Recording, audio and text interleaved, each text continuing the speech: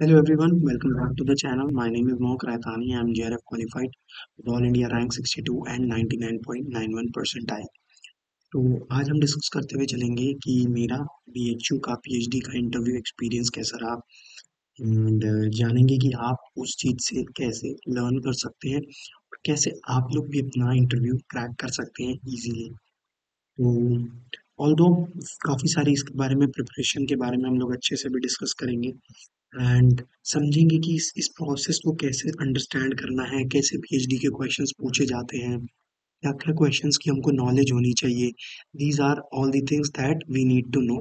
तो स्टार्ट करने से पहले एक बार जानते हैं कि बेसिकली पीएचडी इंटरव्यू की कोर और रिक्वायरमेंट्स क्या-क्या है हमारे लिए, core requirements that we need to know. चलिए, तो सबसे पहले बना लेते हैं इधर। देखिए, अब रिक्वायरमेंट्स से पहले ये जान लेते हैं कि रिक्वायरमेंट्स देखो, इंटरव्यू तक पहुंचने के लिए फर्स्ट ऑफ ऑल, जैसा अगर आपने मेरी पिछली वीडियो नहीं देखी है तो जरूर देख लीजिएगा। उसमें मैंने बताया था कि रीट क्वालिफाई करना पड़ता है। There are two ways through which you can go to the interview. One, कि आपने रीट क्वालिफाई किया हो, आप रीट क्वालिफाई कर लो। सेकेंडली, आप रीट एग्जेम्प्टेड क्वालिफाई कर लो। एग्जेम्प्टेड मीन्स जो जीआरएफ वालों के लिए होता है या नेट वालों के लिए होता है, नेट जीआरएफ वालों के लिए। ठीक है, अब जब आप ये क्वालिफाई कर लेते हो देन आप कहाँ पहुंचते हो, इंटरव्यू की तरफ। अब आती है बात कि इंटरव्यू को कैसे अटेम्प्ट किया जाए या कैसे उसके लिए तैयारी की जाए। अगेन, दो क्राइटेरिया यहाँ बनते हैं इंटरव्यू में भी। First is your research component. Research component,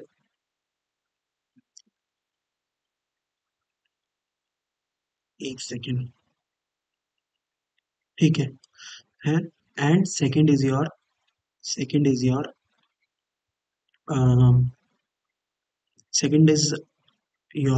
subject.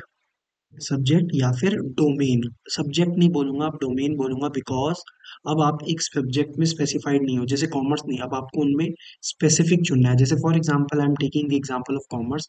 So for example in commerce there is finance, accounts, HRM, OB and international business you can take.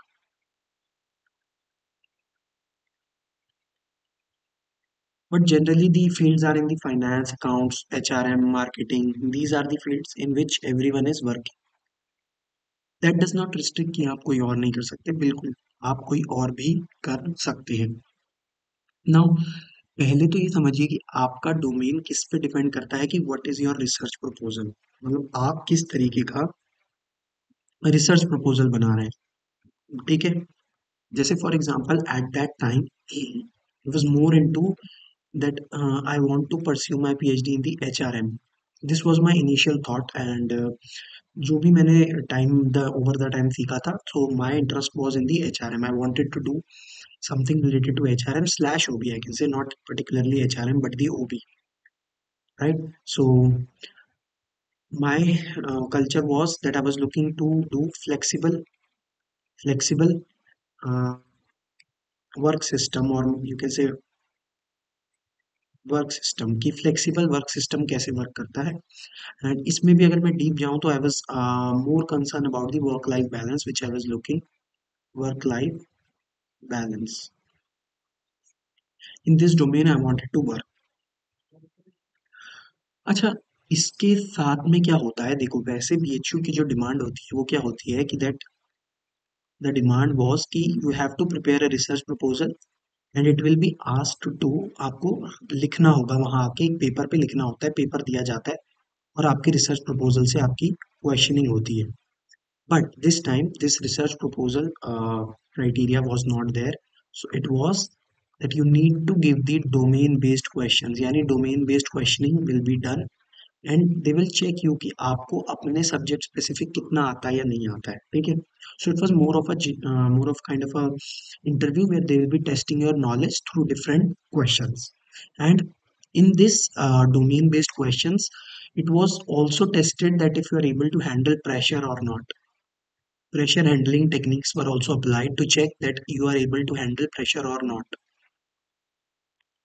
Now, start करते हैं. Sorry. What are the questions which were asked to me? So as I entered first, they had all the information about me. उनके पास सब details available थी. They had my name. They asked me what is your name. Then they asked me from where you have done your UG and PG. That means if you have done undergraduate and postgraduate. Thirdly, the question was that are you JRF qualified or NET qualified? JRF or NET. So I said I was JRF qualified, but then they asked me you have come from the आप REIT exempted से आए होंगे. But मैंने कहा नहीं, REIT exempted से नहीं. I have given RET and qualified RET and then came here. So they were kind of impressed कि JRF होने के बावजूद भी I have given RET. And also I told them that I scored the I had a score of more than 200 marks. It was also impressive because they also know the trend that 200 plus marks are not anyone is not getting these kind of marks, so they were impressed from that. Now, if I start from the beginning, what were the questions? So the question was in the line that they asked me proposal. Uh, Personally, they asked me from the other candidates which I've talked to. They did not ask proposal. उनसे proposal नहीं पूछा गया था. क्यों नहीं पूछा गया था? I'm not sure because they उनका domain से related ज़्यादा questioning हुई. मेरे से नहीं पूछा गया. तो मेरे से जो पूछा गया मैं बता देता हूँ. पहले मुझसे रिसर्च प्रपोजल पूछा गया तो मैंने अपना रिसर्च प्रपोजल का टाइटल बताया. I am work life balance और remote working I want to work. So they asked me कि व्हाट आर द एडवांटेजेस. उन्होंने पूछा कि जो आप टॉपिक कर रहे हो इसके एडवांटेजेस क्या है. व्हाट डू यू थिंक कि क्यों क्यों आप इस डायरेक्शन में सोच रहे हो. अगर सोच रहे हो तो ये करने का what will be the advantage. So I told them 2 to 4 points ki what are the advantages that remote working will be the future. And now आप देख रहे हो hybrid models are developing. Company क्या कर रही है, 3 days work from home and 2 days offices. सो मैं इस डायरेक्शन में वर्क करना चाह रहा था. आई वांटेड टू सी कि what will be the future of the employees, yani work life balance, how will the work life balance be affected when when there is remote working time and when there is office time, like they are going to office or if they are not going to office. So this was the core criteria I was looking. In the advantages, I told them that yes, there are advantages of staying at the home because you get to have time spent with your family. This point I talked. And then I told them that you can utilize your time in the additional learning. And then I quoted my example because I did my JRF किसके साथ, job करते करते. Job करते करते I have done my JRF. अच्छा, एक back जाता हूँ, मैं बता देता हूँ. This PG question I had UG from DU but I had PG from IGNOU. So they asked me why are you having PG from IGNOU? क्यों आपने IGNOU से करी, क्यों गए आप, मतलब रेगुलर क्यों नहीं कंटिन्यू किया. So I give the reason that I was in job. तो यस, आप डरिए नहीं, अगर आपने IGNOU से भी की है then also you will get selected. ऐसा कोई नहीं होता जो आपके मन में डर डाला जाता है कि IGNOU से हैं तो हम नहीं क्लियर कर सकते. डरने की कोई भी नीड नहीं है. IGNOU के बच्चों का भी सिलेक्शन होता है. ठीक है. सो मन में बिल्कुल भी वहम ना रखिएगा, या फिर आप ये मत सोचिए किसी के साथ बायसनेस होती है. They are very fair in their interviews. जो एक्चुअल में डिजर्विंग होगा they will definitely take it. Doesn't matter if you are from IGNOU और if you come with the job करते करते आए हैं. तो मैं जॉब करते करते गया था. आई हैड लाइक, मैं जॉब कर रहा था. जॉब करने के बाद मैंने एग्जाम निकाला and then I appeared for the interview. ठीक है. चलिए, तो अब आते हैं, जो मैं बात कर रहा था एडवांटेजेस की बात हुई थी रिसर्च प्रपोजल के लिए. फिर इसके अगेन डिसएडवांटेजेस पूछे गए जिसमें मैंने कुछ प्रॉब्लम्स बताई थी. जैसे सोशल लोफिंग की प्रॉब्लम होती है. When you are sitting at home you are using phone excessively. कौन सी प्रॉब्लम होती है, सोशल लोफिंग की. यानी जब आप फोन यूज करते हो तो आपकी क्या आदत होती है, काम करते करते फोन देखने की. इससे क्या होती है, प्रोडक्टिविटी इफेक्ट होती है. क्या होती है, प्रोडक्टिविटी इफेक्ट होती है. और you are not able to concentrate अपने वर्क पे, अच्छे से आप काम नहीं कर पाते. तो this criteria I told them. चलिए, ये तो रिसर्च प्रपोजल से related. Then there was this questioning on the HRM side. HRM basically means human resource management side, or you can say organizational behavior. And in this you can also say business management. Business management. BM and HRM. इसमें मुझसे क्या क्या पूछा गया था, एक तो Taylor के बारे में पूछा गया था, टेलर के प्रिंसिपल्स पूछे गए थे, एंड फंक्शनल फोरमैनशिप पूछा गया था, फंक्शनल फोरमैनशिप। एंड साथ ही साथ एक दो चीजें और पूछी गई थी, मैं बता देता हूँ याद आ जाए। Yes, there was this one question, Taylor से ही रिलेटेड था। Ask me what are the speed boss, gang boss, ठीक है, ये पूछा गया था। एंड देन फ्योल, फ्योल के प्रिंसिपल्स भी पूछे गए थे, फ्योल के बारे में पूछा गया था। और इसके बाद मुझसे थोड़ा सा ऐसे आई थिंक ऑर्गेनाइजेशन बिहेवियर की डेफिनेशन पूछी गई थी, what is the meaning of organisation behaviour. And फिर उन्होंने इनको कनेक्ट किया that how will you use this organization behavior in your current topic, how will you be able to use this organization behavior, ठीक है। Particularly I was not asked research question, but कईयों से वो भी पूछे गए। तो ऐसा नहीं हो कि आप रिसर्च बिल्कुल ही छोड़ के जाएं, स्टैटिस्टिक्स भी पता होनी चाहिए। And very important, this question मतलब स्टार मार्क लगा लीजिए, star 10 12। Why do you want to do PhD, why do you want to do PhD.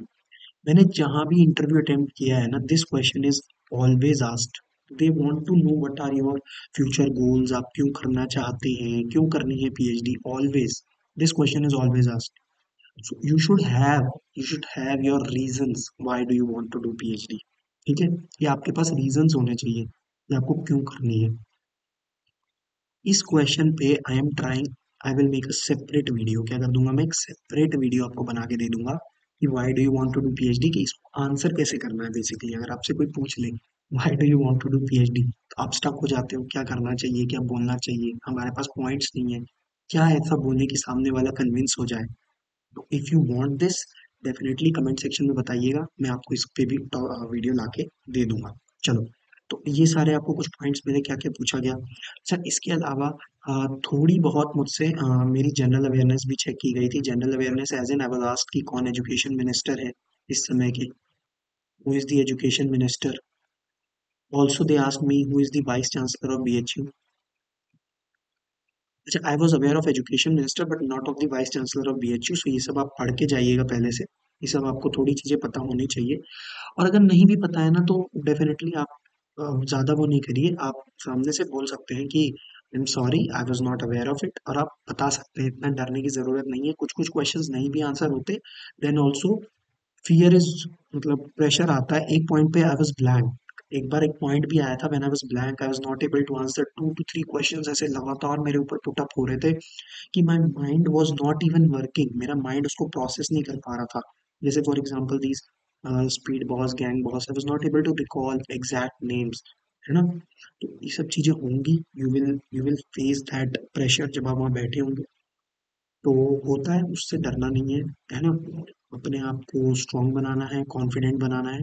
And कुछ गलती होगी तो भी होगी, कोई दिक्कत नहीं है, सीखेंगे ना। क्या होगा, आइदर यू गेट रिजेक्टेड और यू विल लर्न, और यू विल सक्सीड, यही होगा। तो व्हेन यू विल लर्न, तो लर्न करने से क्या होगा, आप उस चीज को यूटिलाइज कर पाओगे, क्या कर पाओगे, utilise.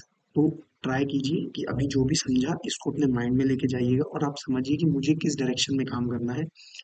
And this HRMOB which I was discussing, although I'm now not in the field that I wanted to, not working in HR now. I am due to personal reason and some reasons that I was more interested in the finance side, because the HRM conceptual clarity, I had all the conceptual clarities, but I was not finding that motivation to pursue this topic further. So that is why my core area is now finance, and I'm moving towards moving in this direction to build my proposal in finance, or my work around this finance. I want to pursue PhD in this area. सो इससे एक और example आपको मिल सकता है that ये ज़रूरी नहीं है कि जो आपने इनिशियली प्रपोजल दिया है आपको उसी में ही मूव करना है, आप बाद में चेंज कर सकते हैं, but that varies from institution to institution. कहीं पे अगर आपने स्पेसिफिकली फाइनेंस के लिए अप्लाई करा है एंड सीट फाइनेंस की ही है, then you can not switch, तो आप फाइनेंस के प्रोफेसर के अंडर जाओगे। But in BHU that is one big advantage that you, until or unless your topic is like after the selection also, you can decide that in which direction you want to work. So you have the option to choose even after completing your interview also, that I want to further in the this direction like finance, HR, OB, marketing. Okay, so that is not the pressure here. अच्छा तो ये हो गया, ठीक है। So basically I think I have given all the gist कि किस तरीके से इसको वर्क अराउंड करना है, कैसे कैसे क्वेश्चनिंग होगी, कैसे कैसे आपको आंसर देना है।